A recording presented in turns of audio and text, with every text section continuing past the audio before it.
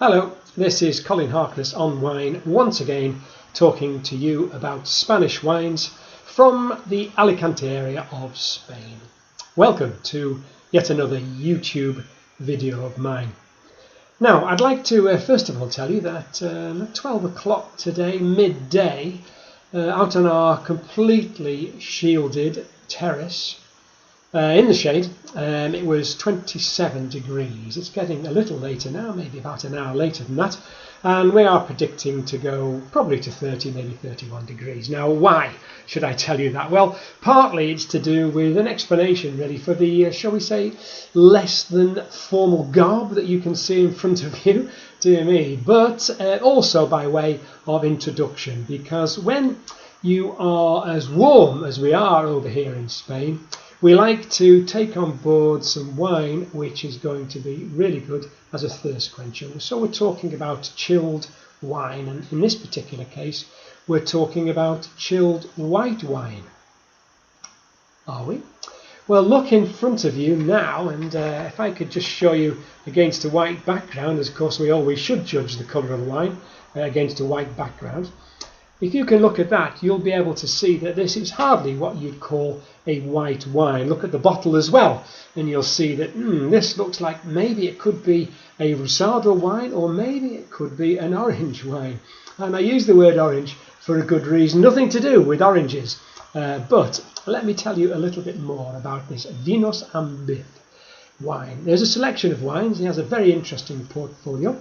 My friend Fabio, who I've got to know really through email, he has a very interesting bodega where he makes his wines up in the hills above Madrid, in sort of the Gredos area, where we can get 700, 800 meters above sea level and even higher. So, of course, as you know from listening to my videos, and you know probably anyway, to have that cool evening temperature is very, very important. That's what you get when you go up to altitudes such as this. So, what about the wine? Well, first of all, let me tell you something else. If I told you it was a white wine, which I did, and it is, when I tell you a little bit about the grape variety, you'll be even more amazed, because this, ladies and gentlemen, is a Sauvignon Blanc. Yeah, Sauvignon Blanc, you know, that sort of lime green tinged, very fresh, aromatic, crisp wine. Great variety which makes dry white wine, of course, championed first of all and probably originating in France, but put to very, very effective use in, for example, New Zealand. Our friends from New Zealand make wonderful Sauvignon Blanc, but not just there, of course, it's used all over the world, but it hardly ever looks like this.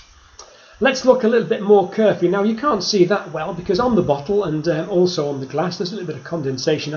I said I wanted to cool down a little bit, so this has come right out of the chiller and it's nice and cold. I'm going to enjoy it a little bit later when I finish this video.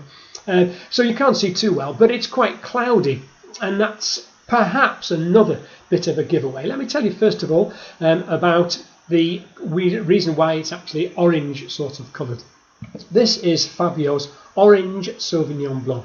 It's not been sitting on orange skins, there's not any orange juice in it, nothing to do with orange the fruit at all. It's all come about from the way that the wine is made, because my friend Fabio from Vinos Ambiz makes his wines in the natural way. These are examples of natural wines. Now, it's a very interesting and growing phenomenon because there are now natural wine fairs, and if you like, it's sort of extending the idea of organic through to biodynamic production and then on to natural wines. The basic tenet here is that natural wines are made with as little human intervention as possible. So almost always natural wines are made organically, for sure. There is no chemical anywhere near this particular wine or any natural wines. Say for sulfur, which is a natural chemical, as you know, certainly isn't man-made. It's found on the earth, basically on soil, but it's found in vineyards as well. And there is an occasional use of this in the vineyard, but not in the bodega, in the vineyard. A little bit of a dusting to stop any diseases which occasionally do occur. There's mildew, for example, which can be stopped, and one or two other ones as well, can be stopped by a little bit of a dusting. Some of these, this is the 2014 Sauvignon Blanc, and this, I believe, was one of the ones that didn't even have any of that. Certainly there's no sulphur added to the wine, because that is the most important thing. On the back of this label you'll see how the wine is made. It is so simple, it's very short, and if you think about it, it must be the way that wine was originally made, however many years ago. It's also got on the back of the label all the things that are added to it. There's basically a zero there. There's nothing added to it. It lists the things that are not added to it, the inference being that, hey, we don't add them to natural wines, but we know that they are very much present in all other, so we say, traditionally made wines nowadays. And you'll see also a long list of the things that it doesn't contain as well. So this is a wine which has as little intervention, no chemicals, it's made organically. Now, about the fermentation, because I'm coming back to the colour. The fermentation of this particular wine is slightly different. Stainless steel is used for half of the wine. The half of the must, I beg your pardon, in order for it to be transformed by natural yeasts, of course. No industrial yeasts, no special yeasts that are there deliberately to bring out this aroma or that flavour. No, these are the natural yeasts which are found on the grapes when the grapes are harvested. They're used in as much as the grapes are pressed and the yeast that's on top of them actually goes in, and that goes into the mix, and that starts the fermentation. But the fermentation, yes, as I said, half of it is in stainless steel, and the other half is actually in old tinajas, earthenware, terracotta receptacles where the wine is fermented and then aged. Some of Vinos Ambiz wines use the vintage, the grapes, I beg your pardon, from one or two different vintages. And so therefore they're kept for a little bit longer in tinaja, and of course the earthenware does have a certain colour to it, and that is what comes out in the wine as well.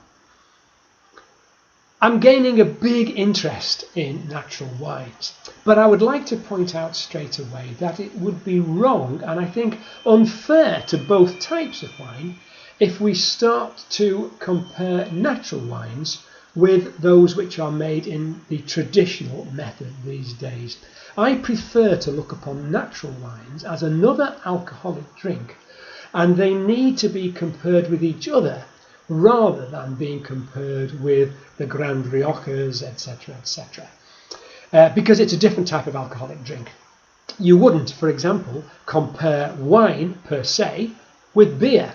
They're different alcoholic drinks. So let's use that as a starting point.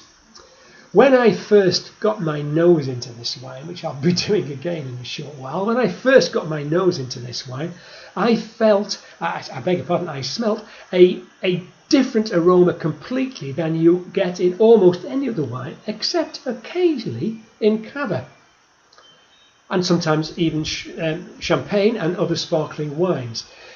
Particularly with cava, where macabeo is used, the grape variety, which very often people talk about as having certain green apple aromas and flavours. This isn't macabeo, it's 100% Sauvignon Blanc, but it did remind me a slight little bit of that, because there's a definite cider-esque aroma to this particular wine. Also, when you put it in your mouth and you first have a little taste of it, you might get a little bit of cider there as well. It's not cider. There's no apple anywhere near it, but those are the first impressions that you can get when you're tasting this particular wine. Hold it in the mouth, however, and you will find that you get all sorts of other flavours coming through.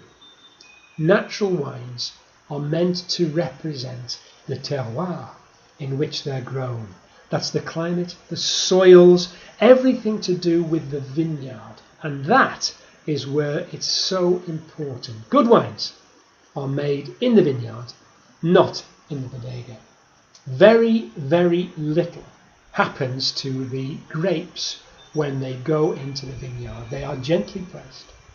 The juice is placed into the fermentation vessels, in this particular case stainless steel and tinaja. The yeast is already in there, there's nothing else added. The yeast gets to work on the sugars in the grapes. Then it turns into wine. It's magic, isn't it? Then, of course, it's taken out and it's bottled, and that brings me to my final point, dear me. 10 minutes, this has taken far too long. Hope you've got the time to sit back and watch this video when I actually do publish it. But that takes me back to the final part. It's a little bit cloudy. Why is it cloudy? Well, there is nothing added to the wine, and that means there is nothing added to those receptacles to make the wine clear. No clarification at all, apart from simple gravity and, of course, the cold temperatures over the winter months up in those mountains.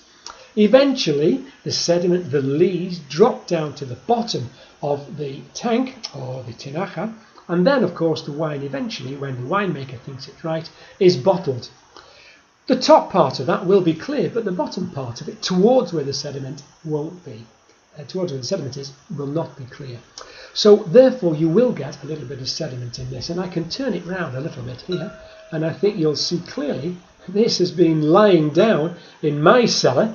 You can see a little bit of a gap on the outside of it. Some of the sediment has actually sort of really adhered to the bottle as well. Don't worry about it. Nothing wrong with it. Drink it and enjoy it. Natural wines. This won't be the last video I do on natural wines. I've been quite fascinated. One I actually tried was an ARN, and it had a little bit of a nose like dry sherry. There are so many different aromas, different flavours in natural wines. I recommend that you do try some. I'm going to try some more for sure. Adios.